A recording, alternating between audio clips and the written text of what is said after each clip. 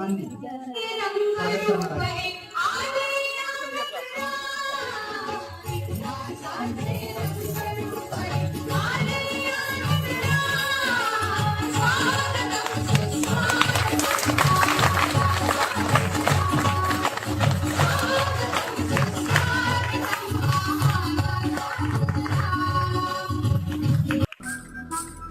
जिस कवि की कल्पना में जिंदगी हो प्रेम गीत, उस कवि को आज तुम नकार दो। भीगती मसों में आज फूलती रगों में आज आग की लपट का तुम बघार दो। आरंभ है प्रचंड फूल मस्तकों के झुंड, आज जंग की घड़ी की तुम गुहार दो। मान मान शान या की जान का हो दान, आज एक धनुष के बाण पे उतार दो। श्वासांचे करुणे इंधन, प्राणांची करूया वाद, ही अखंड अस्तित्वाची तेवत राहू ही ज्योत। समोर सावित्रीबाई,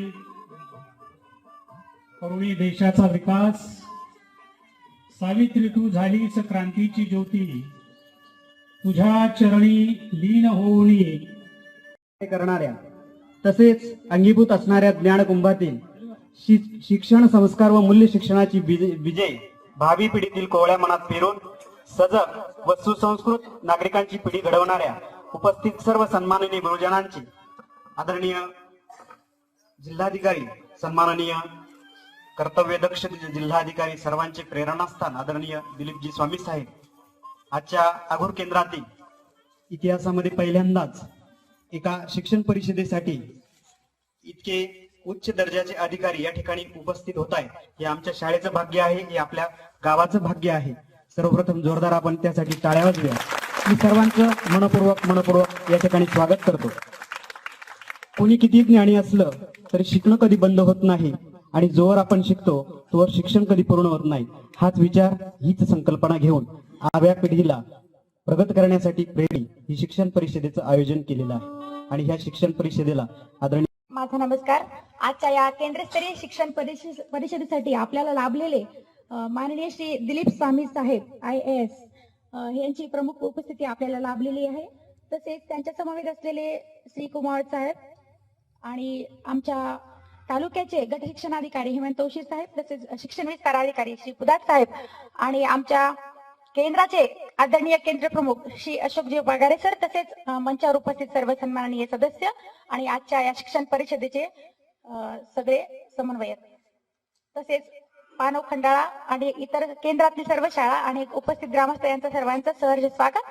आमच्या या केंद्रस्तरीय शिक्षण परिषदेमध्ये विविध विषयांवर सखोल चर्चा होत असते।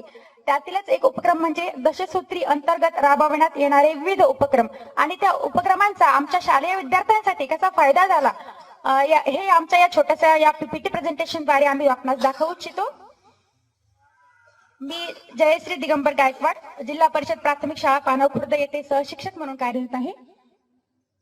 आमच्या शाळेमध्ये दशसूत्री अंतर्गत विविध उपक्रम राबवले जातात, जसे दशसूत्री अंतर्गत येणारे गुणवत्तापूर्ण शिक्षण, IT क्षम विद्यार्थी, संस्कारक्षम विद्यार्थी, तसेच विद्यार्थी प्रात्यक्षिकाद्वारे शिक्षण घेणारे विद्यार्थी, तंत्रज्ञानाचा वापर करणारे विद्यार्थी, पालकांचा सहभाग असणारे विद्यार्थी आणि प्रत्येकाला मिळणारी समान संधी, तसेच आरोग्य आणि क्रीडा बाबत राबवले जाणारे विविध उपक्रम, पर्यावरण शिक्षण, पर्यावरण पूरक शिक्षण, यामध्ये येणारे इको क्लब, हरित शाळा, सगळेच उपक्रम आमच्या या केंद्रामध्ये शाळेमध्ये राबवले जातात। तसेच आमची शाळा ही प्रयोगशील आणि आदर्श शाळा आहे आणि नवोपक्रमासाठी 4 पुरस्कार आमच्या पानव खुर्द शाळेला जिल्हा स्तरावर प्राप्त झालेले आहेत। तसेच आमचे नवोपक्रमशील आणि गुणवत्तापूर्ण शाळा म्हणून मागील वर्षी निवड झाली होती। तिथे स्वामी साहेबांना मी ऐकलं होतं की ते फॉर्मर CEO म्हणून सोलापूर जिल्ह्यामध्ये कार्यरत असताना त्यांनी एक उदाहरण सांगितलं होतं की सायकलचा उपक्रम त्यांनी तिथे घेतला होता, मुलींना सायकल वाटप गरीब विद्यार्थ्यांना गरजू, आणि फारच प्रभावित झालो होतो सर आम्ही। यानंतर माझी शाळा सुंदर शाळा यामध्ये तालुकास्तरीय प्रथम क्रमांकाचं बक्षीस आमच्या या आघूर केंद्रांतर्गत असलेल्या पानव खुर्द शाळेला मिळालं, 3 लाखाचं बक्षीस। आणि असेच विविध उपक्रमामुळे आमच्या या शाळेचा पट हा जवळपास दुपटीने वाढलाय सर. आणि शिक्षक संख्या सुद्धा विद्यार्थ्यांच्या संख्येबरोबर दुपटीने वाढलेली आहे. अशा या उपक्रमामुळेच आमच्या शाळेचा वाढता पट आहे. आणि आमच्या शाळेमध्ये जसं दशसूत्री अंतर्गत येतं की स्पर्धाक्षम विद्यार्थी झाला पाहिजे आणि त्या स्पर्धेसाठी विद्यार्थ्यांना प्रवृत्त केलं आणि शाळेच्या स्वखर्चाने काही बक्षीस सुरुवातीला दिले होते की त्यांना प्रलोभन म्हणूया आपण. आणि विद्यार्थ्यांना एक प्रलोभनाची सुरुवात दिली आणि त्यांनी अभ्यासाला सुद्धा सुरुवात केली. विविध उपक्रमांमुळे त्यांना आनंद झाला आणि मोठमोठ्या व्यासपीठांवर त्यांना बक्षीस मिळालेले आहेत सर, मंथन MTS सारख्या. तसेच आमचा हा जो नवा उपक्रम आहे परिपाठ शाळेचा आरसा संस्कारक्षम विद्यार्थी घडण्यासाठी अतिशय महत्वाचा आहे सर. आणि यामध्ये गुणदान दिले जातात दररोजच्या परिपाठाला. तर त्या गुणदानाद्वारे विद्यार्थी स्वतः सूत्रसंचालन करतात. त्यांना संधी मिळाली जाते, समान संधी आम्ही देतो. म्हणजे दशसूत्रीचा याच्यामध्ये समभाग आहे. आणि प्रथम पुरस्कार या नवोपक्रमाला जिल्हास्तरीय सुयोग बर्डे सरांचा हा होता सर उपक्रम.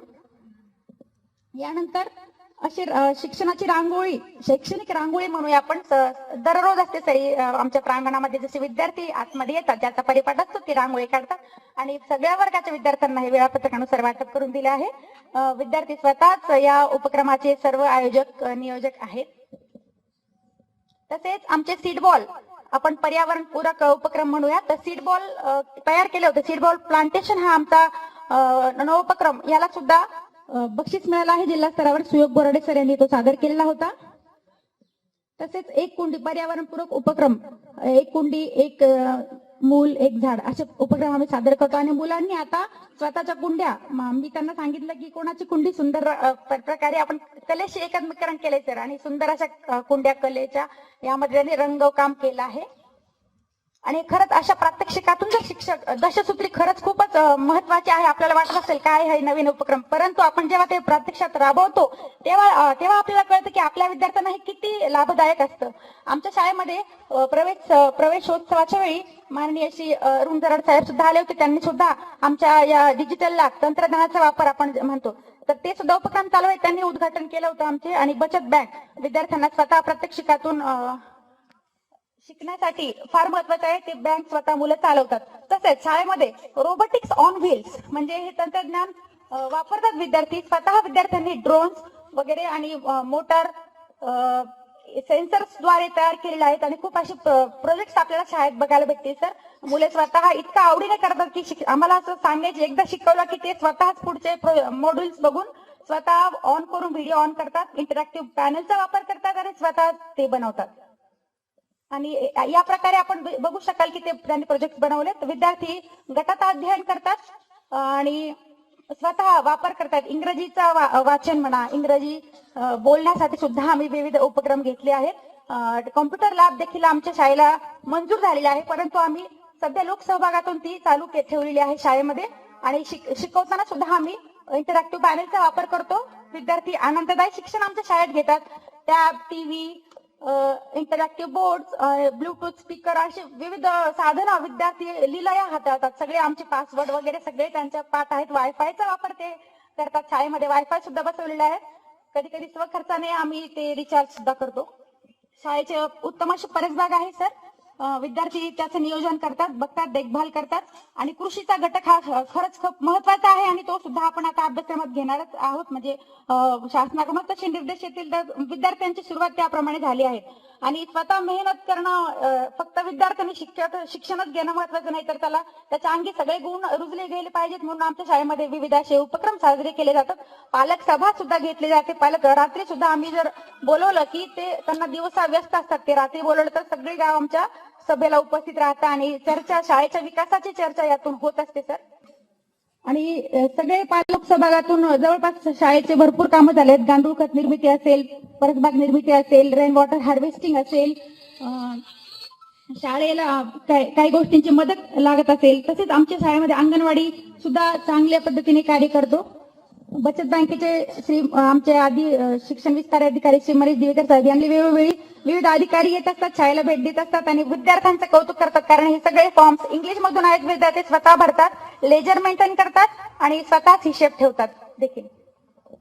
यानंतर आम्हाला जसं विद्यार्थ्यांना संधी मिळते तसे शिक्षकांनाही संधी मिळते आणि त्या संधीचा फायदाच आपल्याला आपल्या विद्यार्थ्यांना प्रगल्भ करण्यात होत असतो. तर राज्यस्तरीय SCRT पुणे येथे देखील सुयोग बोराडे सर आणि मी पानव खुर्द शाळेतून आमच्या दोघांच्या नावाची निवड झाली होती, तर आम्हाला HPC विकसन कार्यशाळेसाठी बोलवण्यात आलं होतं सर. तर ते पूर्ण महाराष्ट्रासाठी सर्क्युल मॉड्यूल विकसित केलेलं आहे. त्यानंतर PM ई विद्या चॅनल हे राष्ट्रीय पातळीवर इंग्रजी विषयावर ई कंटेंट निर्मिती संदर्भात होतं. तर त्यामध्ये सुद्धा सरांना आणि मला इंग्रजी विषयावर प्रभुत्व असल्यामुळे दोघांनाही संधी मिळाली आणि त्या चॅनलसाठी आम्हाला व्हिडिओ निर्मिती करण्यात आम्ही सहभाग घेतला. नंतर दशसूत्री अंतर्गत येणारे भरपूर पर्यावरणपूरक उपक्रम आमच्या शाळेत घेतले जातात. इंटरनॅशनल प्लास्टिक फ्री डे आम्ही साजरा करतो. तसंच होळीला विविध रंग बनवणे, पर्यावरणपूरक शाडू गणपती बनवणे, राख्या बनवणे असे विद्यार्थ्यांचे कार्यशाळा आम्ही घेत असतो. तसेच व्यसनमुक्ती आरोग्य सुद्धा दशसूत्री अंतर्गत येतं सर. तर आरोग्य फार महत्वाचं असल्यामुळं आमच्या शाळेमध्ये तंबाखू मुक्त शाळा म्हणून घोषित झालेली आहे आणि विविध उपक्रम जसे की होळी आम्ही करतो, व्यसनमुक्तीची होळी केली आहे. पथनाट्य विद्यार्थी सादर करतात आणि वेळेवर त्यांना एखादा मुद्दा दिला तरी ते तयार असतात आणि सादरीकरण हे अतिशय उत्कृष्ट करतात सर. आणि ह्या दशसूत्रीच्या उपक्रमांचाच हे फलित आहे. पालक संपर्क देखील यासाठी खूप महत्वाचा ठरतो. पानव खुर्दच्या आधीच्या शाळेचं रुपडा आणि नंतरच्या शाळेचं रुपडा यामध्ये खूप तफावत दिसेल. जसं आपण हे उपक्रम राबवतो आरोग्यासाठी, जसे योग दिन वगैरे, तर खूप त्याचा फायदा सर्वांना झालेला आहे. तर हे वृक्षारोपण, आपत्ती व्यवस्थापन, प्रात्यक्षिकातून शिक्षण हे दशसूत्रीचा सर एक भाग आहे सर. आणि ते आमच्या शाळेमध्ये आम्ही तज्ञ बोलवून आम्ही प्रात्यक्षिक, आपत्ती व्यवस्थापन कसं असतं हे मुलांना जेव्हा आपण प्रात्यक्षिकातून शिकवतो तेव्हा ते खरं शिक्षण त्यांना मिळत असतं. तसेच क्षेत्रभेट म्हणजे प्रात्यक्षिकातून शिक्षणाचाच एक भाग. प्रोझोन मॉल, क्षेत्रभेट, दहेगावला आम्ही कुक्कुटपालन आणि बँक ऑफ महाराष्ट्र तसेच विविध ठिकाणी त्यांच्या भेटी करून घेतल्या, म्हणजे त्यांना त्यातून खूप छान शिक्षण मिळालं. खेळ आणि कृती आधारित शिक्षण दशसूत्रीचा एक भाग आहे. पेपर पणती निर्मिती कार्यशाळा असेल, एखादे सण समारंभ असतील, एकादशीची आषाढवारी आमच्या शाळेमध्ये होते. विविध विद्यार्थी स्वतःच करतात. आणि दशसूत्रीचा एक अविभाज्य घटक म्हणजे क्रीडामध्ये आमचे माननीय पगारे साहेब आमच्या सोबतच होते. त्यावेळी आम्ही तालुकास्तरीय क्रीडा स्पर्धेला गेलो होतो. विद्यार्थ्यांना खरंच खूप शिक्षणाचा आनंद या उपक्रमांमधून मिळत आहे आणि प्रत्येक शिक्षक हा दशसूत्रीचा उपक्रम सर आमच्या केंद्रामध्ये राबवतो. तर या प्रकारे दशसूत्रीचा फायदा सगळ्यांनाच होत आहे सर. आणि धन्यवाद तुमचे की आम्ही हा उपक्रम तुमच्या मार्गदर्शनाने चालवू शकतो. Thank you sir, thank you so much. Presentation नाही करणार, थोडक्यात माहिती सांगणार फक्त. आजच्या या केंद्रीय शिक्षण परिषदेसाठी उपस्थित राहिलेले आपल्या जिल्ह्याचे कल्पक नेतृत्व आदरणीय श्री दिलीप स्वामी सर, तसेच असलेले श्री कुमार सर, तरी कुदाट सर, केंद्र प्रमुख श्री पगारे सर, या गावचे आदरणीय सरपंचताई, तसेच शाळा व्यवस्थापन समितीचे आदरणीय अध्यक्ष सदस्य, सर्व गावकरी, सर्व शिक्षक वृंद आणि विद्यार्थी मित्रांनो. सर, तालुक्याचा थोडक्यात आढावा सांगतो सर मी. तालुक्यामध्ये आपल्या जिल्हा परिषदेच्या एकूण 322 शाळा आहेत आणि गुणवत्तेच्या बाबतीतच बोलायचं सांगितलं तर सर छत्रपती संभाजीनगर जिल्ह्यामध्ये वैजापूर तालुका हा शैक्षणिक गुणवत्ते बाबतीत कायम अग्रेसर राहिलेला गेल्या 4-5 वर्षांमध्ये. वेळोवेळी होणारे जे अध्ययन स्तर निश्चित असते त्या अध्ययन स्तर मध्ये पण वैजापूर तालुका हा कायम अग्रेसर राहिलेला आहे. आणि मगाशी गायकवाड मॅडमनी स्पर्धा परीक्षेचा जो उल्लेख केला NMS परीक्षेचा, तर सर जिल्ह्यातून मागील 2-3 वर्षापासून जेवढे विद्यार्थी सिलेक्ट होत आहेत जवळपास 318 विद्यार्थ्यांचा कोटा असतो सर. 8वीला जी परीक्षा होते NMS, प्रत्येक विद्यार्थ्याला दरवर्षी 1,000 प्रति महिना याप्रमाणे दरवर्षी 12,000 अशी 4 वर्षासाठी 48,000 रुपये शिष्यवृत्ती मिळते. तर जिल्ह्याभरातून 318 विद्यार्थी सर या कोटा असतो परीक्षेचा, तर 318 विद्यार्थी या परीक्षेसाठी पात्र होतात.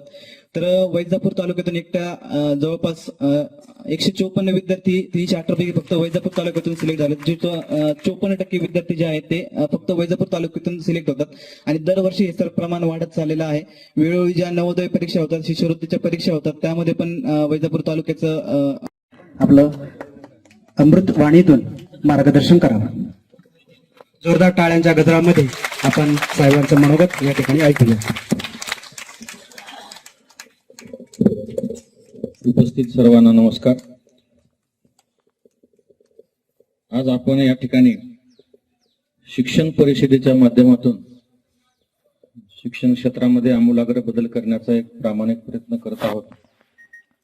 आणि आजच्या या शिक्षण परिषदेला उपस्थित या गावच्या सन्माननीय सरपंच, उपसरपंच, सर्व सन्माननीय सदस्य, शालेय शिक्षण समितीचे सन्मान्य अध्यक्ष, माझ्या सोबत असलेले सर्व विभागाचे अधिकारी, माझे नायब तहसीलदार, ज्या शिक्षण विभागाचे गट शिक्षण अधिकारी श्री हेमंत, केंद्र प्रमुख श्री पगारे सर, सर्व ज्या शाळा या केंद्रामध्ये आहेत त्या सर्व शाळेचे सन्माननीय मुख्याध्यापक, सर्व सन्माननीय शिक्षक शिक्षिका, ग्रामस्थ, व्यासपीठावर उपस्थित सर्व मान्यवर आणि या शाळेतील विद्यार्थी विद्यार्थिनी, उपस्थित सर्व बंधू आणि भगिनी, सर्वप्रथम मी आपणा सर्वांचं मनापासून अभिनंदन करतो. त्याचबरोबर सध्या नवरात्री चालू आहे, त्या नवरात्रीच्या मी आपणा सर्वांना मनापासून शुभेच्छा देतो. आज आपण मागील 5 दिवसापासून वेगवेगळ्या देवीच्या रूपाचं प्रत्येक दिवशी आपण आराधना, पूजा अर्चा, उपवास या माध्यमातून आपण त्या देवीला शरण जातो आहोत. आणि ज्या अरिष्ट प्रवृत्ती आहेत, जी राक्षस रूपी आजही संकट अनेक आपल्या परिसरामध्ये आहेत, देवीच्या काळामध्येच राक्षस होते असं नाही आहे. आता सुद्धा अनेक राक्षस आपल्या अवतीभोवती वावरत असतात आणि त्याचा नाश करण्याची विनंती आपण देवीला करीत असतो. आणि त्या स्त्री शक्तीचा जागर आपण करून त्या स्त्रीमध्ये शक्ती निर्माण व्हावी आणि या सर्व अपप्रवृत्तीचा नायनाट व्हावा म्हणून आपण सध्या नवरात्री साजरी करतोय. त्याच्या सुद्धा मी आपणा सर्वांना शुभेच्छा देतो. शिक्षण परिषदेच्या आयोजनाबद्दल आज संपूर्ण जिल्हाभरामध्ये शिक्षण परिषद आहेत. मी कोणीतरी उल्लेख केला की जिल्हाधिकारी पहिल्यांदा शिक्षण माझी 25वी शिक्षण परिषद आहे. मी जिथे गेलोय सोलापूर, शिवा असताना जे ह्या तालुक्यात पहिल्यांदा आलोय शिक्षण परिषदेला. परंतु अनेक ठिकाणी शिक्षण परिषदेमध्ये जाऊन आता मला हे सांगायचं राहून गेलं काल की हे स्वागत बिगत हे फाटा सगळं काही ठेवू नका, परंतु ते काल उशीर झाल्यामुळे सांगायचं राहून गेलं. पण आपण सर्वांनी स्वागत केलात, ग्रामपंचायतीने, शाळेने, केंद्राने, त्या सर्वांचं मी सुरुवातीला मनापासून आभार व्यक्त करतो. आपल्या परिषदेच्या आयोजनाबद्दल अतिशय कमी वेळामध्ये तुम्हाला पूर्वसूचना दिली गेली होती. खरं म्हणजे आज मला जो 25 तारखेला आपल्या महिलांचा जो कार्यक्रम होता, महिला पूर्ण शिक्षिकांच्या कार्यशाळा आमच्या सुरू आहेत. काल पैठणची कार्यशाळा झाली, त्याच्या अगोदर कन्नडची झाली. वैजापूरच्या कार्यशाळा दिवशी पालकमंत्री महोदयांनी अतिवृष्टीचा दौरा करायचा म्हटल्यानं अचानक रात्री ती कॅन्सल करावी लागली. त्यामुळे मी दिलगिरी व्यक्त करतो. बरेच जणांनी उत्साहाने तयारी केली असं मला तहसीलदारांनी सांगितलं होतं आणि ती कॅन्सल झाल्यामुळे आज ती ठेवता येईल का वैजापूरला म्हणून माझा तो प्रयत्न होता. पण मग नंतर मला लाटकर मॅडमने सांगितलं की शिक्षण परिषद आहे. मला चला वैजापूरच्या कार्यक्रमाला जाता नाही आलं तर आपण शिक्षण परिषदेला तर जाऊ म्हणून माझं या ठिकाणी मी आलो. आणि आपलं सर्वांचं जे या ठिकाणी आपण रिपोर्ट ठेवलेले आहेत, वेगवेगळ्या पुस्तिका ठेवल्या आहेत, त्याच्यावर मी शेरा लिहिलाय बसल्या बसल्या. अतिशय चांगलं काम तुमच्या केंद्रामध्ये आणि शाळेमध्ये सुरू आहे. जे सेतू केंद्राच्या माध्यमातून संचालकांनी सांगितलं की कुठलेही पैसे न घेता आपण प्रमाणपत्र देतात, त्यामुळे तुमचंही मला अभिनंदन करावं लागेल. अतिशय चांगलं आहे. गावकऱ्यांनी शाळा सुधारण्यासाठी मदत केलेली आहे, त्यामुळे गावकऱ्यांचं, ग्रामपंचायतीचं, शालेय शिक्षण समितीचं पण मला मनापासून आभार मानलं पाहिजेत, अभिनंदन केलं पाहिजे. जे सादरीकरण तुम्ही दोघा उभा आहेत आणि केलं म्हणजे ते मॅडमचं आणि मी तुमचं मनापासून अभिनंदन करतो की जिल्हा स्तरावर सादरीकरण होत नाही तेवढं चांगलं सादरीकरण तुम्ही या केंद्राचं केलं आणि दोघांनीही शिक्षण क्षेत्राला वाहून घेतलेलं आहे. ही खरी गरज आहे. आणि बऱ्याच लोकांना आश्चर्य वाटते, बरेच आमचे सहकारी अधिकारी सुद्धा मला नाव ठेवतात, इतकं मरणाचं काम आहे, 100-150 डिपार्टमेंट आहेत, म्हणजे इतका व्याप आहे की दररोज मला किमान 13 तास तरी काम करावं लागतं. आणि एवढं सगळं असताना कलेक्टर आपल्या शाळेने फिरतात, कार्यक्रम घेतात, परिषदा घेतात. काय गरज आहे? बऱ्याच लोकांना असं वाटत असेल की कलेक्टर साहेबाचा पगार बिगार वाढत असेल, कदाचित इन्क्रिमेंट वाढत असेल. असं काही नाही. मला असं वाटतं की विद्यार्थ्यांचं जीवन चांगलं झालं आणि प्राथमिक आणि माध्यमिक शाळेमध्ये जर चांगलं त्यांच्यावर संस्कार झाले तर ते विद्यार्थी पुढे जीवनामध्ये यशस्वी होतात. हे आमच्या सगळ्या ग्रुपवरून आम्ही सांगू शकतो.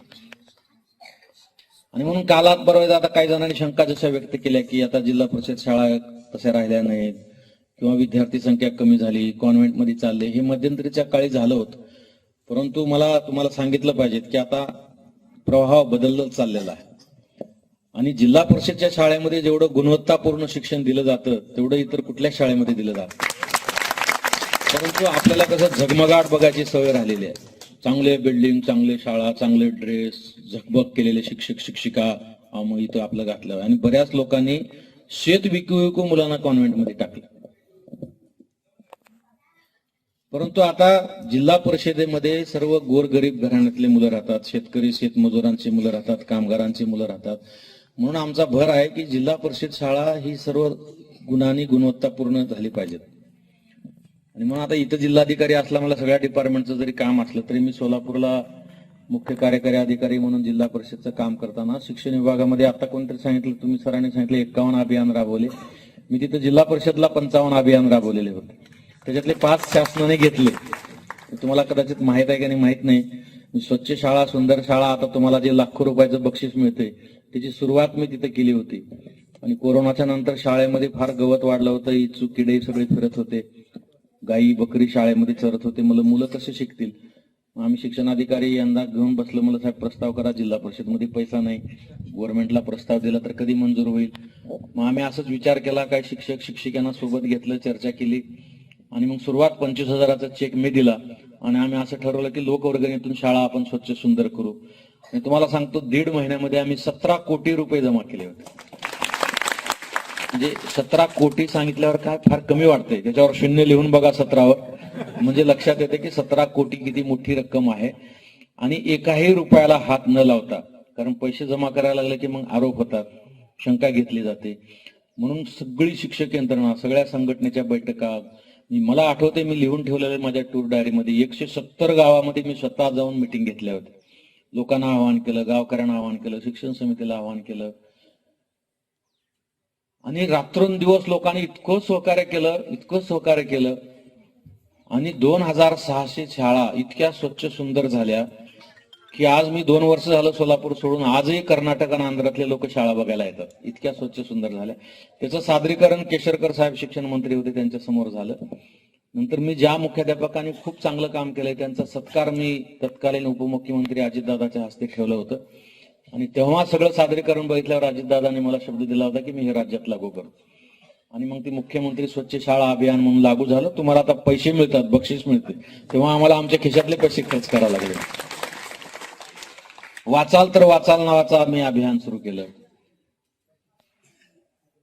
जे गीत गुंजन नावाचं, पूर्वी आपल्या शाळेमध्ये आम्हाला आठवत आहे, आमच्या शाळेमध्ये गेले की अगोदर गदी माडगुळकर, भारा तांबे, साने गुरुजी यांच्या ज्या कविता आहेत, बालगीता आहेत, भावगीता आहेत, ग्रामगीता आहेत, याचे कार्यक्रम व्हायचे, त्याच्यातून संस्कार मिळायचे. ते बंद झाले मध्यंतरी.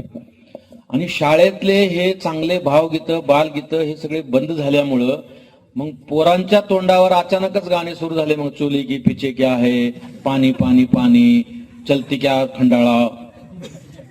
ह्याला जबाबदार कोण आहे? तुम्ही आम्ही जबाबदार आहे. आणि मग आपण एकीकडे म्हणतो काय पोरं बिघडलेत, काय पिढी बिघडली. अहो तुम्हाला सांगतो मी, स्मशानभूमीमध्ये सुद्धा लोक चर्चा करतात, किती बिघडलंय हो वातावरण, काय पोरं बिघडले, काय पोरी बिघडली. कोण जबाबदार आहे त्याला? चर्चा सगळेच करतात बिघडलेत म्हणून. थांबवायचं कोणी? कुणीतरी प्रयत्न करायला पाहिजेत आपापल्या परीनं. म्हणून सोलापूरला अनेक लोकांशी अनेक चर्चा, म्हणजे माझे शिक्षक शिक्षिका मित्र गोतवाळा जेवढा आहे तेवढा माझा स्वतःचाही गोतवाळा नाही, इतका गोतवाळा आहे. अनेक लोकांशी, अनेक तज्ञाशी, अनेक विद्यार्थी, मी 5-25 झोपडपट्ट्यामध्ये जाऊन मी माझा दिवस घातलाय. त्यांच्या आई वडिलांना बोलणं, विद्यार्थ्यांना बोलणं.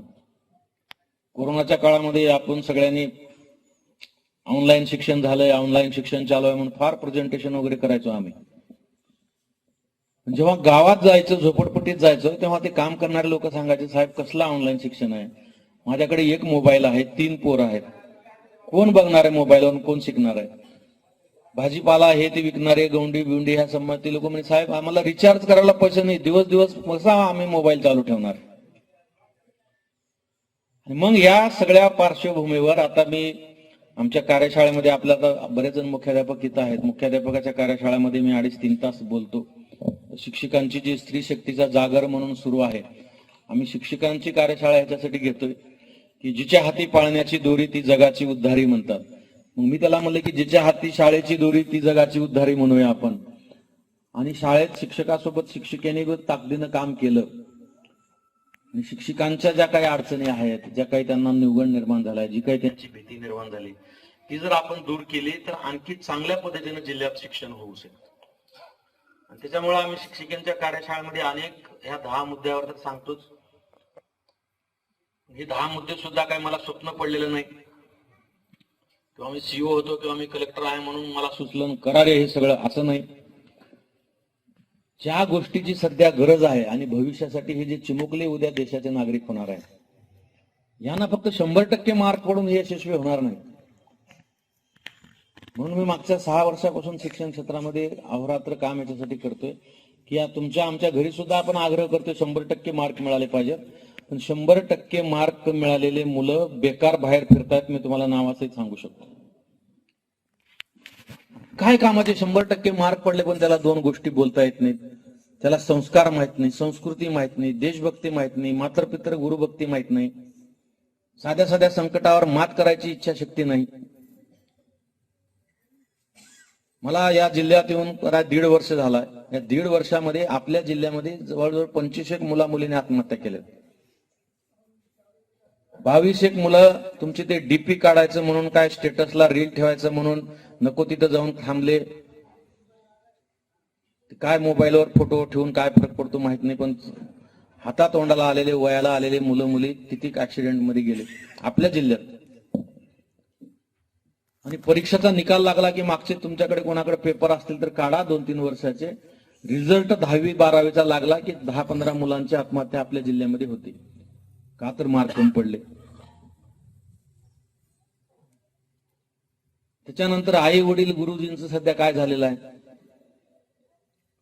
आपल्या घरी जर बघितलं आपण जुन्या काळातल्या आता बरेच तिथं ज्येष्ठ नागरिक बसलेले आहेत.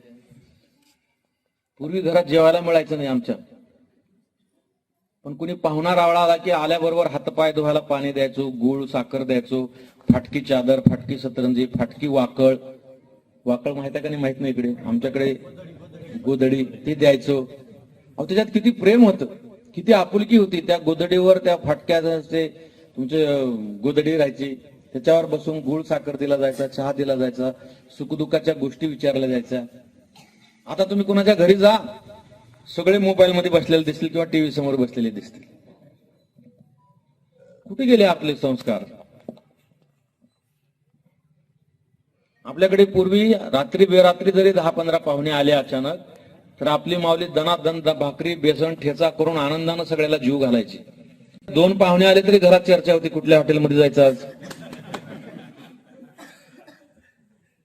आणि भिंतीवर लिहिलेलं असतं अतिथी देवो भव. अतिशय विचित्र परिस्थिती. मी हा वेड्यासारखा का फिरतोय याच्यामध्ये माझा काही स्वार्थ नाहीये. मला काही ह्या जिल्ह्यात निवडणुकीला थांबायचं नाहीये. माझा काही पगार किंवा इन्क्रिमेंट वाढणार नाही, माझा सत्कार होणार. कारण माझे सत्कार अनेक झालेत पण मी ते घेतले नाही. जेव्हा केव्हा कुठला झाला तो ज्या डिपार्टमेंटचा आहे किंवा ज्यांनी काम केलं मी त्यालाच ते समर्पित केलंय. पण आपण जर आता लक्षात नाही घेतलं तर परिस्थिती 5-10 वर्षांनी हाताबाहेर जाईल. आपल्या जिल्ह्यामधल्या अनेक बातम्या मी आता त्या कार्यशाळेमध्ये दाखवतो म्हणून मी तर आणले नाही. मी ह्या 2.5-3 तास जे मी बोलतो ते सगळं वस्तुस्थितीवर बोलतो. मी पुस्तकातलं कुठलं ज्ञान कोणाला देत नाही. शिक्षकाला ज्ञान देण्यात कमी मोठा नाही झालो आणि, पण वस्तुस्थितीचा आरसा दाखवणं माझं काम आहे. आणि म्हणून मी 5-25 कात्रण सोबत घेऊन जातो. कारण आता जर मी शिक्षकांना म्हणलं की तुमचे विद्यार्थी चांगलं शिकत नाहीत तर त्यांना राग येईल, वाईट वाटेल किंवा मला ते काय तर उलट बोलतील. म्हणून जे पेपरला बातम्या आलेल्या आहेत की मराठवाड्यामध्ये किती टक्के विद्यार्थ्यांना वाचता येत नाही, किती टक्के विद्यार्थ्यांना गणित येत नाही. शालेय शिक्षण विभागाने आणि इतर एनजीओनी जे सर्वे केलेला आहे त्याची आकडेवारी आणि ते बातम्या मी दाखवतो. त्याच्यानंतर आपल्या जिल्ह्यामध्ये ज्या घडलेल्या घटना आहेत, मागच्या 1 वर्षामध्ये 85 मुलं मुली घरातून पळून गेलेले आहेत. कशासाठी? कुरकुरी घेऊन दिलं नाही, आईस्क्रीम खायला दिलं नाही, मोबाईल बघू दिला नाही. 85 गुन्ह्याची नोंद रेल्वे पोलीस स्टेशन मध्ये आहे. मागच्या हिवाळ्यामध्ये 9 डिग्री सेल्सिअस टेम्परेचर असताना आमचे ठाणेदार पोलीस निरीक्षक गस्त घालत असताना एका घरासमोर एक आजोबा बाहेर झोपलेले दिसले. त्यांना वाटलं चोर वगैरे आहे का, मग गाडी थांबवली, जाऊन काठीने त्यांना वाजवलं, उठवलं. कशाला तुम्ही झोपले इथं, इथं काय करताय? ते मला हे माझं घर आहे म्हणलं. मग बाहेर का झोपले? तर माझ्या मुलानं सुनानं मला बाहेर काढले. 9 डिग्री सेल्सिअस टेम्परेचर, 2-2 स्वेटर घालून थंडी कंट्रोल होत नाही. चादर नाही, काय नाही, बिचारे तसेच पडलेले होते. मग ते ठाणेदार दार वाजवायला गेले तेव्हा ते म्हणले, बाबा मला ते दार बीर नंतर वाजव, नंतर पोराला ज्या विचार, पण मला काय ते खायला दे म्हणे. 2 दिवसात काही खाल्लं नाही. त्यांनी स्टेशनहून वडापाव वगैरे काहीतरी बोलवला, त्यांना खाऊ घातलं, चहा आणला, थर्मासमध्ये पाजलं, त्याला थोडी तरतरी आल्यावर मग ते दार वाजवलं, मुलांना बाहेर काढलं, त्या मुलाच्या कानाखाली एक वाजवली. स्वतःच्या बापाची सगळे वृद्धाश्रम फुल झालेत. तर मी माझी हे सर्व्हिस करत करता मी बऱ्याच सोशल ऍक्टिव्हिटीमध्ये राहतो, म्हणून माझ्याकडे परवा पुण्याची सोशल सायन्स एक टाटा सोशल इन्स्टिट्यूट आहे जे संशोधन करते समाजाच्या. त्याचे काय अधिकारी आले होते, ते मला सांगत होते, सर अतिशय परिस्थिती बिघडली. मला काय झालं? म्हणजे जे आपल्याकडे लग्न होतात, फक्त मराठवाड्यात नाही महाराष्ट्रामध्ये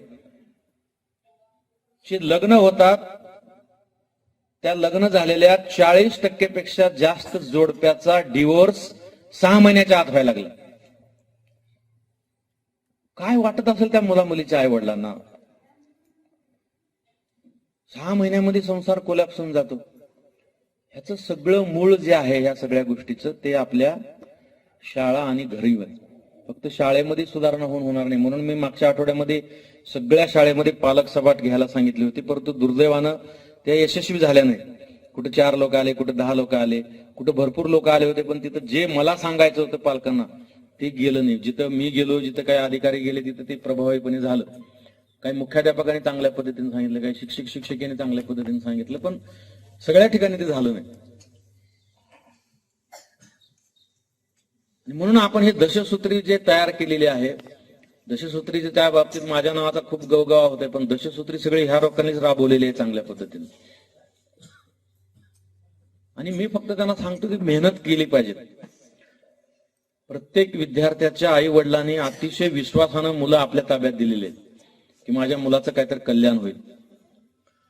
आणि मग शिक्षकांना मी जाणीव करून देतोय की तुम्ही शिक्षक म्हणजे काही नोकरी करणारे कर्मचारी नाहीये, बाकी सगळे आम्ही कर्मचारी आहोत. जिल्हाधिकाऱ्याला कधी जिल्हाधिकारी जी म्हणलेलं तुम्ही ऐकलंय? सीओ जिल्हा परिषदेचा प्रमुख असतो, पण सीओ जी म्हणलेलं तुम्ही कधी ऐकलंय? फक्त गुरुला गुरुजी म्हणतात. आणि त्या जी साठी आपल्याला काम करायचंय. पण आता आपल्याला ते जीचं महत्व वाटत नाही, कारण तो काळ वेगळा होता की जी म्हणणं म्हणजे, तुम्हाला माहित आहे जी शब्दामध्ये किती ताकद आहे. कंबरतून वाकून जो सलाम करतो तो जी असतो, आणि तो गुरुजीला दिलेला आहे, शिक्षकांना दिलाय, तो मान शिक्षिकेला दिलाय. आणि एका बाजूने आपण गुरुर ब्रह्मा गुरुर विष्णूचे किती बी श्लोक गात असलो, तर प्रत्येकाने गुरुचं जो काही मान सन्मान आहे वेद काळापासूनचा आता सुद्धा आहे. परंतु दुर्दैवानं बरेच शिक्षक शिक्षिकाच गुरुला बदनाम करतात. आता काय पडले गुरुजी, आता कोण विचारतंय आम्हाला?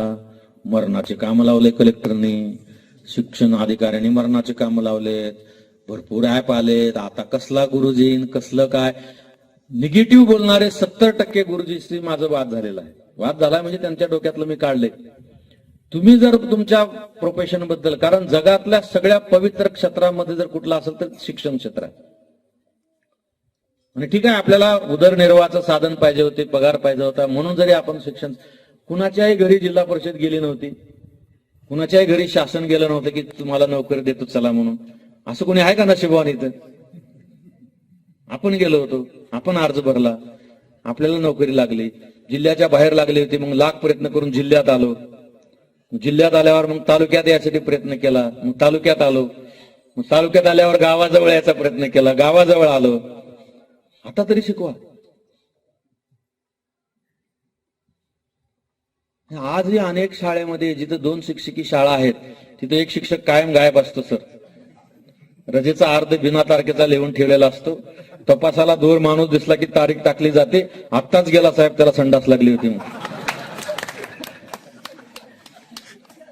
सगळे शाळेतले प्रकार मी तुम्हाला सांगतो. कदाचित तुम्हाला शंका येईल हे कलेक्टर आहेत का गुरुजी आहेत, इतक्या गोष्टी मी तुम्हाला सांगतो. अनेक शाळेमध्ये राजकारण आहे, अनेक शाळेमध्ये जात पात. तुमचं शाळेचं मला अभिनंदन याच्यासाठी करायचं आहे की तुम्ही ह्या सगळ्या गोष्टीपासून दूर जाऊन शाळेचा विकास, विद्यार्थ्याचा विकासासाठी तुम्ही झटताय. नाहीतर अनेक शाळेमध्ये जात, धर्म, पंथ, राजकारणातले लोक, शिक्षण क्षेत्रामध्ये बरेच राजकारणी घुसलेले आहेत. शिक्षिकेला काम करू देत नाही त्याच्यात. आता शिक्षिकांची कार्यशाळा घेण्याचा उपद्व्याप याच्यासाठी केलाय की बऱ्याच शाळेमध्ये शिक्षिकेला कामच करू देत नाही. खूप शिक्षिका चांगलं काम करणारे आहेत, खूप शिक्षिकेचं चांगलं वक्तृत्व आहे, खूप शिक्षिकांचे स्वतःचे प्रोजेक्ट आहेत. पण एखाद्या शाळेत बीडीओ किंवा बीओ गेले आणि एका शिक्षिकेने जर त्यांना भेटले तर ते बीओ किंवा बीडीओ गाडीत बसून जाईपर्यंत तर ते मुख्याध्यापक की केंद्र प्रमुख तिच्या अंगावर गेलेच. मी इथं असताना कसं काय भेटले तू साहेबांना, तुला काय भेटायची गरज होती, मला सांगायचं होतं काय ते. जे पुढे चाललेल्या शिक्षकांना किंवा काही शिक्षकांना मागे ओढण्याची प्रवृत्ती पण बऱ्याच शाळेमध्ये आहे. पण ह्या सगळ्या गोष्टीमध्ये नुकसान कोणाचं होतं? मुलांचं होतं. आणि तुम्ही म्हणता असं ग्रामपंचायत हे सगळं म्हणजे रस्ते बांधले, नाल्या बांधल्या, इमारती झाल्या म्हणजे विकास होत नाही. आपल्या गावात शिकणाऱ्या प्रत्येक मुला मुलीचा जर बौद्धिक विकास झाला तर तो खरा विकास. काय करता तुम्ही? इमारती, नाले, गोडी बांधून सगळे. मुलं हे उद्या जर चांगले शिकले नाही तर हे सगळे उद्या तुम्हाला झाडाखाली, वट्ट्यावर, मारुतीच्या मंदिरात दिसतात. आज अनेक गावामध्ये, कारण मी प्रचंड फिरतो, प्रत्येक गावामध्ये मारुतीच्या पारावर, वडाच्या झाडाखाली शेकडो पोरं बिड्या वडत तंबाखू खात बसलेले तुम्हाला दिसतील. ही खरी प्रॉपर्टी आहे आपली. आणि त्या प्रॉपर्टीकडे जर आपण आता चांगलं वेळेत लक्ष नाही दिलं तर उद्या चिंता करून किंवा रडून काही होणार नाही. आणि त्यामुळे ह्या 10 सूत्रामध्ये गुणवत्तापूर्ण शिक्षण तर शाळा सगळ्या देतच आहेत. त्याच्यामध्ये नास आला, तुमचा पीजीआय आला, तुमचं फिट मुवमेंट इंडिया आली, तुमची स्टेट गव्हर्नमेंट आणि स्टेट रोड सगळे ऍप आले, त्याच्यावर माहिती भरावी लागते, त्याचा सर्वे होतो, हे सगळं होणारच आहे. परंतु त्या गुणवत्तेसोबत आपण बाकी किती गोष्टी शिकवतो. मागच्या 2 महिन्याखाली संभाजीनगरमध्ये जी कोचिंग क्लासेस घेतात त्यांची एक कार्यशाळा एका वर्तमानपत्राने घेतली होती. त्यांना पुरस्कार दिले, काहीतरी चांगलं काम केलं म्हणून. त्याच्यात महापालिका आयुक्त मी प्रमुख पाहुणे म्हणून गेलो होतो. खरं म्हणजे तिथं सगळ्यांना गोड गोड बोलायला पाहिजे होतं, वा वा किती छान करताय वगैरे. पण मला ते रक्तात आणि पिंडातच ते असल्यामुळं मी त्यांना प्रश्न विचारला भाषणामध्ये की तुम्ही एवढ्या कोचिंग क्लासेस, एवढी भरमसाठ फीस घेऊन चालवता, मला एकाच प्रश्नाचं उत्तर तुम्ही द्या की मागच्या वर्षभरामध्ये किती मुला मुलींनी मार्क कमी पडले म्हणून आत्महत्या केल्या? कुणालाही काय माहित नव्हतं. म्हणलं तुम्ही 100% मार्क मिळवून देतो म्हणून जाहिराती करता, आई वडिलाला स्वप्न दाखवता, मुलांना स्वप्न दाखवता, आणि सगळ्याच मुलाची बौद्धिक क्षमता सारखी राहत नाही. सगळ्याच मुलाचा काही अभ्यासाकडे ओढ राहत नाही, काही मुलांचा वेगळ्या कलाकुसरीकडे गोड असतो. आणि त्या मग कोचिंग क्लासेस मधले कितीतरी मुलं आत्महत्या केली. आणि तुमचा जो प्रेशर आहे 100% मार्काचा, त्याच्यामुळे हे हातातोंडाला आलेली मुलं आई वडिलांची गेली, ह्याला कोण जबाबदार आहे? म्हणून पालकांनी सुद्धा घरी आता 100%च मार्क माझ्या पोरापोरीने घेतलं पाहिजे हा आग्रह केला नाही पाहिजे. आणि म्हणून मार्क किती पडतात ह्याच्यापेक्षा बाकी जे 10 सूत्र आम्ही तयार केले ह्याच्यामध्ये किती मुलं पारंगत आहेत ह्याच्यासाठी आम्ही शाळामध्ये फिरतोय. आज सुट्टी आहे, मला कोणीच विचारलं नसतं. मी जर घरी मस्त पांघरून घेऊन टीव्ही लावून बसलो असतो तर कशाला मी बंबलत फिरतोय शाळेने, गावागावाने. कारण शिक्षणासोबत आपण आता याच्यामध्ये स्पर्धाक्षम विद्यार्थी घडवणे. किती मुलं आपल्या गावातले IAS IPS झालेत, किती मुलं NDA मध्ये गेले, डिफेन्स मध्ये गेले, आर्मीच्या मोठ्या मोठ्या पदावर. आपल्या घरचा विचार करू ना, शाळेचं जाऊ द्या.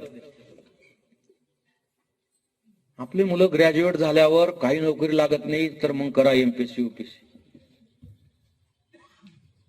पूर्ण 10वी पर्यंत शिक्षणात लक्ष नाही, ग्रॅज्युएट मध्ये MPSC UPSC कडे लक्ष नाही. आणि सरते शेवटी 1 वर्षामध्ये थोडंच होणार आहे. UPSC मध्ये किमान 25-1 लाख विद्यार्थ्यांना मागे टाकावं लागतं. MPSC मध्ये 1.5 ते 2 लाख विद्यार्थ्यांना मागे टाकावं लागतं. एवढा अभ्यास आपला कधी होणार आहे? म्हणून आपण आता प्राथमिक शाळेपासून, भलेही त्याला काही कळत नसेल, पण आता हे खरंच हे पुस्तक जे मी पाहिलं पूर्ण, खरंच तुमचं अभिनंदन आहे, तुमच्या या सरांचं पण अभिनंदन आहे. मी आता घेऊन जातो, सगळ्यांना दाखवतो आहे करा कॉपी करायला. त्याच्यामध्ये छोटे छोटे प्रश्न आहेत. मला कॉन्फिडन्सली आजही आठवते, मला युपीएससी मध्ये आणि एमपीएससी मध्ये जर खरा फायदा कोण झाला काय झाला असेल तर माझ्या शाळेमध्ये माझ्या गुरुजींनी जे शिकवलं होतं.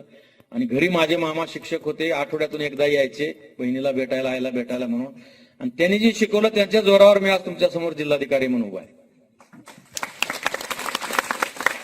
त्याच्यामुळे शिक्षण क्षेत्रामध्ये ह्या स्पर्धा परीक्षेच्या बाबतीमध्ये झालं. नंतर आरोग्यक्षम विद्यार्थी घडवणे, किती मुलाचे डायजेशन सिस्टीम खराब होऊन गेलेत नको ते पदार्थ आता खाल्ल्यामुळं. बाटली बंद पेय मधलं पेय तर बंद झालं पाहिजे, कुणाच्याच घरी ते आलं नाही पाहिजे. आणि हे आधुनिक पदार्थ आहेत. मी तर आमच्या आता हे ग्रामीण भाग आहे, पण मी शहरातल्या शिक्षणाधिकारी गट शिक्षणाधिकाऱ्याला नाही, त्या शिक्षण संस्थाला मी आवाहन केलंय, मला तुम्ही कुठल्याही शाळेत घेऊन जा.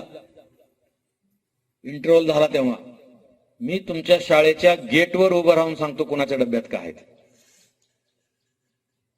जी मुलं एकत्र बसून खातायत त्यांच्या डब्यामध्ये असे आधुनिक पदार्थ असतात. म्हणजे दूर कुठेतरी बसून कोपऱ्यात इकडे तिकडे खातात, त्याच्या डब्यात भाजी पोळी चटणी ठेचा भाकरी असं असतं. त्याला नाव ठेवतात ते सगळे पोट्टे नवीन घरचे, आम्ही चांगलं खायला लागलो म्हणतात, पण ते किती वाईट खातायत हे त्यांना माहित नाही, त्यांच्या आई वडिलांना माहित नाही. मी 9 लाख विद्यार्थ्यांची तपासणी केली होती. आता शाळेत विद्यार्थ्याची तपासणी सगळ्याच होती, पण ते काय डॉक्टर येतात असं असं करतात, हो बाजूला असं असं बघणार इथं बघणार, त्याला काही तपासणी म्हणत नाही. आम्ही आता डॉक्टरांना सांगितलंय मुलांची, म्हणजे आम्ही सोलापूरला आरोग्याचा 7/12 हा कार्यक्रम राबवला होता. खाजगी डॉक्टरांच्या हातापाया पडून त्यांना मी तयार केलं होतं आणि 9,000 डॉक्टर मी जमा केले होते ह्या तपासणीसाठी. आणि ह्या 9,000 डॉक्टरांच्या मदतीनं 7 लाख विद्यार्थ्यांची तपासणी जेव्हा केली तेव्हा 35,000 विद्यार्थ्यांच्या सोनोग्राफीमध्ये अतिशय धक्कादायक बाब समोर आली.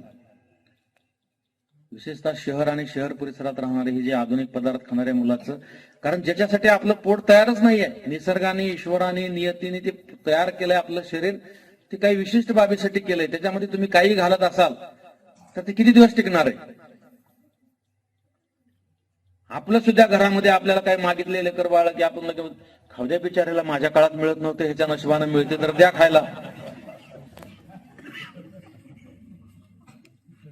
आणि म्हणून शाळेमध्ये आरोग्यक्षम विद्यार्थी घडवण्यामध्ये ह्या सगळ्या गोष्टी सांगायच्या आहे. स्पर्धाक्षम मध्ये स्पर्धा परीक्षेची तयारी करायचा आहे. संस्कारक्षम मध्ये आई वडिलांचे तुम्हाला सांगतो 2500 घरं सोलापूर जिल्ह्यातले तुटलेले एकत्र आले फक्त आमच्या या संस्कारक्षम कार्यक्रमामुळे. आपल्या जिल्ह्यातही परवा एक घटना घडली, त्या आई वडिलाचा आम्ही सत्कार केला. शिक्षक दिना दिवशी आपल्यापैकी कोणी असेल तिथे एकनाथ रंग मंदिरामध्ये, ते सायली नावाची विद्यार्थिनी होते. असेच आम्ही आमच्या शिक्षक शिक्षिकेने त्यांना सांगितलं, ते आई वडील रोज मारामारी करायचे. त्या मुलीनं शिक्षकांना सांगितलं, ते ताटे नावाचे आमचे गुरुजी त्यांनी जाऊन घरी त्यांच्यात समेट घेऊन आणला आणि ते आई वडील विभक्त होता होता वाचले आणि त्यांनी शपथ घेतली की आम्ही आयुष्यभर आता बाजूला होणार नाही. त्या मुलीचं आयुष्य वाचलं. आता समोर आलेल्या गोष्टी, समोर न आलेल्या अशा शेकडो गोष्टी आहेत. आम्ही याच्यामध्ये शिकवतोय मुला मुलींना की तुम्ही घरून निघताना आई वडिलांच्या पाया, जे ज्येष्ठ नागरिक आहेत घरात त्यांच्या पाया पडून या, शाळेत शिक्षकांच्या पाया पडा, आणि मग शाळेत बसल्यानंतर मग शाळा संपल्यानंतर घरी गेल्यावर परत हातपाय धुवा. जे काय तुमचा धर्म पंथ संप्रदाय आहे त्याच्याप्रमाणे दिवा अगरबत्ती मेणबत्ती काय लावायचे पडा, नमाज पडा, काय करायचे करा. नंतर मग आई वडिलांना मदत करा, नंतर मग अभ्यासाला लागा. छोट्या छोट्या गोष्टी मुलांना, अनेक घरामध्ये विशेषतः जिथं महिला नोकरीला आहेत त्या घरी सकाळी मॅरेथॉन स्पर्धा चालू असते. कारण मुला मुलींना व्यवस्थित दप्तर ठेवलेलं राहत नाही, त्याच्या वस्तू सकाळी सापडत नाहीत. डब्बा करून द्यायचा असतो, मुलांना वेगळा डब्बा करून द्यायचा असतो, घरी नवरा नोकरीला असतो तर त्याचा वेगळा डब्बा करून द्यावा लागतो. आणि मुलांना जोपर्यंत आपण चांगल्या सवयी लावत नाही त्या त्यांना लागत नाही. म्हणून संस्कारक्षम मध्ये आपण त्या गोष्टी घेतोय. आयटी मध्ये मोबाईल कसा वापरावा, आपण सगळ्याला भीती आहे आता की माझा मोबाईल मध्ये मुलगा काय बघत असेल, मुली काय बघत असतील, सगळ्यांच्या घरचा हा प्रश्न आहे. पण आता मोबाईल पासून दूर राहून आपण जगू शकत नाही किंवा आपण विकास करू शकत नाही. म्हणून मोबाईल घेतलं म्हणून मारलं, मोबाईल दिला नाही म्हणून, आता तुम्हाला मी पेपर कटिंग आणले नाही, मोबाईल घेऊन दिला नाही म्हणून मुला मुलीने आत्महत्या केल्या. परवा आपल्या जिल्ह्यामध्ये 16 वर्षाच्या मुलीनं आत्महत्या केली. का तर आई वडील मोबाईल बघू देत नव्हते म्हणून.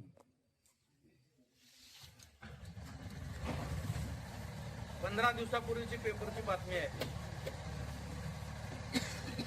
15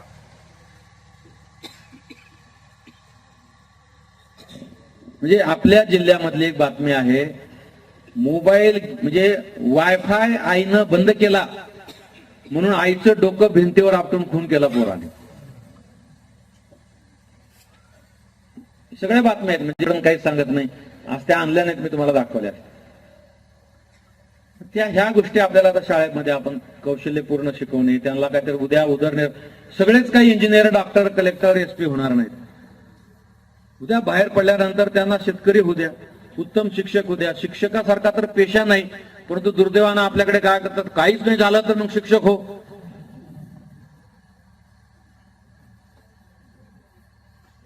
उत्तम शेतकरी होऊ द्या, उत्तम गायक होऊ द्या, उत्तम खेळाडू होऊ द्या.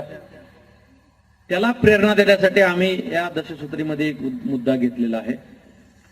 एक मुद्दा आम्ही शिक्षकांसाठी घेतला आहे की तुमचं वाचन अपडेट करा आणि आधुनिक माहिती विद्यार्थ्यांना द्या.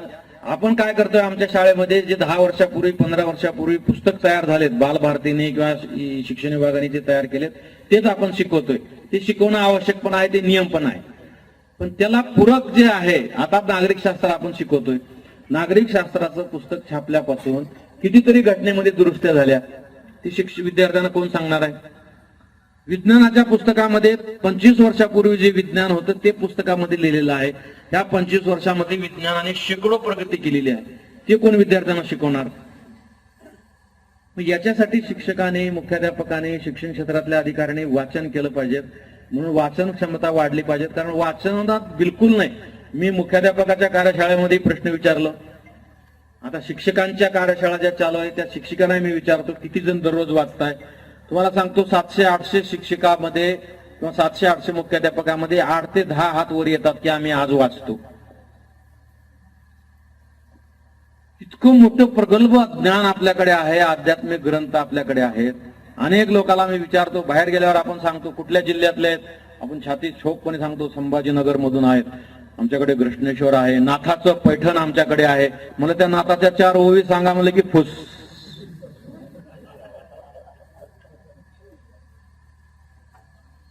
ज्ञानेश्वरी सारखं ग्रंथ आपल्याकडे आहे. भगवद्गीता तुम्ही 100 वेळा वाचा, 100 वेळा तुम्हाला वेगवेगळं ज्ञान मिळणार. तुकारामाने एवढे चांगले अभंग लिहिलेत, कितीतरी अभंग वाचताना वाटते अरे हे माझ्याकडे बघून तर लिहिलं नाही तुकारामाने. इतके वस्तुस्थिती ज्यांना तुकारामाने त्या काळात अभंग लिहिलेत. पण आता संत साहित्य वगैरे आपल्याला थोतांड वाटाले, नवीन लोक वाचायचे सोडून दिलेत. मुलांना ते तर बिलकुल रस नाही. आणि म्हणून एका शाळेमध्ये मी चाललो होतो, फिरत असताना शाळेच्या भिंतीवर लिहिलं होतं, प्रयत्ने वाळूचे कण रगडीता तेलही गळे. प्रयत्ने वाळू तुकाराम महाराजांनी लिहिले की जगातली अशक्य गोष्ट पण शक्य होती जर तुम्ही त्या पद्धतीने प्रयत्न केला तर. तितकं चांगली ओवी लिहिलेली, प्रयत्ने वाळूचे कण रगडीता तेलही गळे. तिथं बसलेले पोरं म्हणत होते शाळेतले, वाळूतून कुठं तेल गळतंय का, मास्तर काय पण लिहितंय आपलं. त्यांचा दोष नाहीये. तुकारामाची गाथा आपण वाचलं नाही म्हणून तुकारामाचं काही नुकसान होणार नाही. ज्ञानेश्वरांची ज्ञानेश्वरी वाचली नाही म्हणून ज्ञानेश्वराचं काही नुकसान होणार नाही.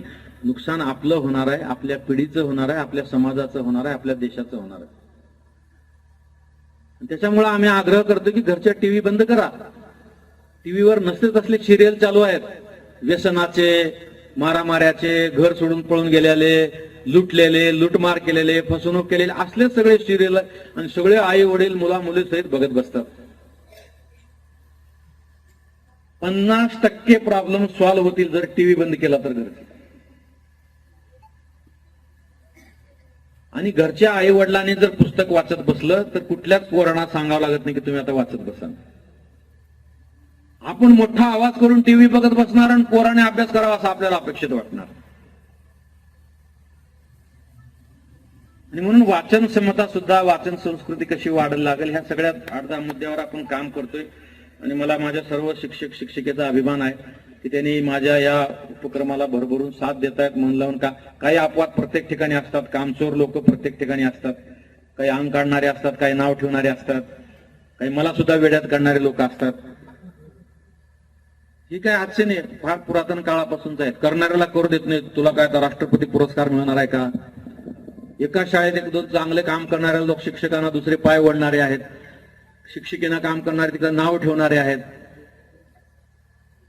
पण सगळे जे काही प्रयत्न करतायत, ज्यांना खऱ्या अर्थानं कळालंय दशसूत्री काय आहे आणि कशासाठी आहे. माझे काय 1.5-2 वर्ष राहीन, आणखी मी बाजी बदली होऊन जाईल, पण तुम्ही साक्षीदार राहणार आहेत. हे काही लगेच परिणाम दिसणारा कार्यक्रम नाही. रात्री मी हळद लावली, सकाळी सकाळी आरशात गोरा पान दिसलं पाहिजे असं होणार नाही. याला 2-4 वर्ष लागतात. कारण 3 वर्षापूर्वी सोलापूरमध्ये सुरू केलेले रिझल्ट आता तिथे मिळायला लागले. आपल्या जिल्ह्यामध्ये मागच्या वर्षी सगळ्यांनी चांगलं काम केलंय, म्हणून आपल्या जिल्ह्याची जी वाचन क्षमता आहे, जे सर्वे झाला त्या आपल्या जिल्ह्याच्या मुलाची वाचन क्षमता 29व्या क्रमांकावर होती, ती 1 वर्षामध्ये 9व्या क्रमांकावर आली. 20 क्रमांकाने जंप घेतले. मुख्यमंत्री महोदयाच्या हस्ते आमचा सत्कार झाला. तो सत्कार आम्ही शिक्षकांना समर्पित केला. जर 1 वर्षामध्ये आपण एवढं काम करू शकतो, तर 2-4 वर्ष जर मन लावून काम केलं, हेवे दावे तुझं माझं, जात धर्म पंथ मै बडा तू बडा, हे सगळं सोडून जर झोकून देऊन काम केलं, तर तुम्हाला सांगतो निश्चितपणे आपली गुणवत्ता वाढेल. शिक्षण परिषदेमध्ये खऱ्या अर्थानं तेच आम्ही बदल करतोय की शिक्षण परिषदेमध्ये चर्चा झाली पाहिजे. कोण चांगलं केलंय, कोण वाईट केलंय, कुणामध्ये सुधारणा करायच्या, कुठल्या शिक्षकाने चांगलं काम केलंय, कुठल्या शिक्षिकेने चांगलं काम केलंय, कुणाला आमच्यापर्यंत काही पोहोचवायचं का, त्या माध्यमातून एखाद्या शाळेत चांगलं काम झालं तर ते तालुक्यात कसं नेता येईल, तालुक्यात चांगलं काम झालं असेल तर जिल्ह्यात कसं काम घेऊन जाता येईल. आणि म्हणून आम्ही आमच्या कार्यशाळेमध्ये सुद्धा आम्ही शिक्षकांना सुद्धा आवाहन करतो, शिक्षिकेना सुद्धा आवाहन करतो, शिक्षण विभागातल्या सगळ्या अधिकाऱ्याला आवाहन केलं की तुम्हाला जे काही करायचे तुम्ही करा, तुम्हाला जी काही मदत पाहिजे ते देतो. आणि तुम्हाला मला किंवा सीओना किंवा शिक्षणाधिकाऱ्याला काही सांगायचं असेल तर तुम्ही कधीही आमच्या ऑफिसला या. माझी मेल आयडी मी सगळ्याला दिली, माझा मोबाईल नंबर सगळ्याकडे आहे. माझ्या फेसबुकवर अनेक शिक्षण उपक्रम आहेत, अनेक शिक्षक शिक्षिका त्याच्यावर त्यांच्या शाळेमध्ये जी सुरुवातीला भीती वाटायची, कलेक्टरला कसं बोलायचं, कलेक्टरला कसं फ्रेंड रिक्वेस्ट पाठवायची, ते काय म्हणतील, प्रोटोकॉल काय वॉरंट बिरंट काढतील. परंतु आपला उद्देश शिक्षण क्षेत्रामध्ये आमूलाग्र बदल झाला पाहिजे. आणि जिल्हा परिषद शाळेबद्दल जी लोकांच्या मनात भीती आहे, तुम्ही आता ती विद्यार्थी संख्या आता कमी नाही आहे, आता वाढायला लागलेली आहे. म्हणजे सोलापूरचा आता इथली आकडेवारी माझ्याकडे नाही आहे, पण सोलापूरला 2 वर्ष हे सगळे कार्यक्रम घेतल्यानंतर 25,000 विद्यार्थी जिल्हा परिषदमध्ये वाढले होते. आणि आता तिथं जिल्हा परिषदेच्या शाळेमध्ये ऍडमिशन देण्यासाठी आमदार खासदारांना फोन करावा लागतो. कारण गुणवत्ता शिक्षकांची जी आहे ती जिल्हा परिषद मधली 1 नंबरची आहे. फक्त त्यांना प्रेरित करायची गरज आहे, त्यांना मोटिवेशन द्यायची गरज आहे, त्यांच्या काही अडीअडचणी ती सोडायची गरज आहे. आणि अडीअडचणीमध्ये सगळेच आपण प्रत्येक जण अडीअडचणीमध्येच गुरफटलेला आहे. काय फक्त शिक्षकांनाच आणि शिक्षिकेनाच अडचणी याच्यातला भाग नाहीये, परंतु आपण त्या अडीअडचणीचा बाऊ जास्त करतो. आणि तो तुमच्या आमच्या जीवनाचं स्तोत्र आहे. एखादा पांढरा कागद जर मी घेतला, सफेद पांढरा कागद, आम्हाला मसुरीमध्ये ट्रेनिंग मध्ये सांगितलं होतं, एकदम असा सफेद कागद घेतला आणि त्या कागदावर जर असं गोल ठिपका मारला काळ्या शाईनं आणि तुम्हाला जर कागद दाखवला, तर आपल्यापैकी 80% लोक काय दिसतंय म्हणून विचारलं तर सगळे म्हणतील ते काळा ठपका दिसायला लागला. अख्खा पेपर पांढरा बाजूला असतो, त्याच्याकडे कोणाचं लक्ष जात नाही. आपल्या दैनंदिन जीवनामध्ये सुद्धा अडचणी, त्रास, प्रॉब्लेम्स ह्या त्या ठिपक्या एवढेच असतात. बाकी जेवढा कागद कोरा दिसतो सफेद तेवढं चांगलं असतं, परंतु त्याच्याकडे दुर्दैवानं आपलं लक्ष जात नाही. आणि म्हणून मग चांगलं काम होत नाही. तर हे काम चांगलं करण्यासाठी आम्ही काय फक्त त्यांना प्रेरणा देतोय, काम शेवटी त्यांनाच करायचं आहे.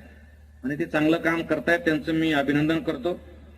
गावकऱ्यांनी खूप चांगलं शाळेसाठी काम केलेलं आहे. मला तुम्ही सांगितलं शाळा दत्तक घ्या, मी 1-2 शाळा दत्तक घेऊन काय होणार आहे, 4000 शाळा आहेत माझ्याकडे. पण मी गावकऱ्यांना सांगतो तुम्ही शाळा दत्तक घ्या. का घ्या? इथं कोण शिकतंय? आपल्याच गावातले मुलं शिकतात. आणि गावातल्या मी जिथं जिथं गावात जातो, आता जिल्हाधिकारी इतकं म्हणजे हेवी पद असताना मी जवळजवळ 150-200 गावामध्ये तर ह्या कामासाठी भेट दिल्यात. आणि गावकऱ्यांना मी हेच सांगतो की तुमच्या शाळेतल्या शिक्षकांना, तुमच्या शाळेतील शिक्षिकांना, तुमच्या शाळेतील कर्मचाऱ्यांना प्रोत्साहन द्या, मदत करा. विशेषतः महिला म्हणजे शिक्षकांची बऱ्याच ठिकाणी कुचंबना होती. गावातले काही लोक टार्गेट असतात, काहीतरी मग अडथळा निर्माण करायचा प्रयत्न करतात, काहीतरी गॉसिप करतात, काहीतरी त्यांना काम करायला प्रेरणा मिळू नये अशा काही गोष्टी करत राहतात. ते बंद करा. त्यांना हिंमत द्या, त्यांच्या सोबतीनं राहा. त्या शाळेमध्ये काही लागलं 4-2 पैसे तर द्या, कारण तिथं आपली मुलं शिकणार आहे. त्या शाळेला तुम्ही सपोर्ट केला, त्या शाळेसोबत तुम्ही राहिले. आता शिक्षण परिषदेचे ग्राम शिक्षण परिषद तुमची जी आहेत, आता अध्यक्षांनी इतकं चांगलं भाषण केलं, इतकी सक्रिय तुमच्या येत आहे. अनेक गावामध्ये त्या समितीचेच भांडणं आहेत. कशाला समित्या? पण त्याच्या उलट तुम्हाला सांगतो, अनेक गावामध्ये शिक्षण समितीने खूप चांगलं काम केलेलं आहे. शिक्षकांना इतकं चांगलं मदत केलेली आहे की ते शिक्षक त्या समितीला आयुष्यभर विसरू शकणार नाही. तेवढं चांगलं काम समितीने पण केलेलं आहे. तर आता आम्ही शिक्षकांच्या कार्यशाळा घेतल्या, मुख्याध्यापकाच्या घेतल्या, शिक्षिकेच्या घेतल्या. आता पुढच्या टप्प्यात आम्ही ज्या शिक्षण समितीच्या अध्यक्ष आहेत त्यांच्या कार्यशाळा घेणार आहे. कारण लाखो मुलं शाळेत शिकतायत. आणि आता तुम्ही वॉल कंपाऊंड करून दिली, तुमचं ग्रामपंचायतचं आभार अभिनंदन करायला पाहिजेत. आम्ही आता सगळ्या जवळजवळ 3-3.5 शाळेमध्ये रोजगार हमी योजनेतून आम्ही हे सगळं काम घ्यायचं आम्ही प्रस्तावित केलंय. त्याचे प्रस्ताव पण बऱ्याच शाळेचे तयार झालेत. फक्त आता ते 60-40चा बॅलन्स राहिलाय म्हणून ते काम थांबलंय. सगळ्या शाळेमध्ये पेवर ब्लॉक बसवणे, वॉल कंपाऊंड करणे, किचन शेड करणे, वृक्षारोपण करणे, रेन वॉटर हार्वेस्टिंग करणे, अशा 11 प्रकारची कामं आम्ही घेतोय शाळेमध्ये. त्याचे प्रस्ताव पण आम्ही तयार केले. 25 बैठका मी घेतल्यात गट शिक्षण अधिकाऱ्याच्या आणि मुख्याध्यापकाच्या. म्हणजे गावामध्ये आपण एखाद्या मंदिराला जेवढं महत्व देतो तेवढंच महत्व आपण शाळेला दिलं पाहिजे. मंदिराचं पावित्र्य राखण्यासाठी जेवढी आपण मेहनत घेतो तेवढं महत्व किंवा त्यापेक्षा जास्त महत्व शाळेच्या मंदिराला आपण दिलं पाहिजे. म्हणून तुम्ही सगळ्यांनी सहकार्य केलं, पुढे पण तुम्ही सहकार्य करत राहा असं मी आपल्याला आवाहन करतो. आपल्या सर्वांचं मनापासून अभिनंदन करतो. खूप वेळ तुम्ही या कार्यक्रमासाठी दिला. आमचे सर्व केंद्र प्रमुख असतील, बीओ असतील, मुख्याध्यापक असतील, सर्वांचेच काय मला नावं घेता नाही येणार, परंतु सर्व मुख्याध्यापक, शिक्षक, शिक्षिका, ग्रामस्थ सर्वांचं मी मनापासून अभिनंदन करतो. आपणा सर्वांना परत एकदा नवरात्रीच्या शुभेच्छा. धन्यवाद. जय हिंद. धन्यवाद.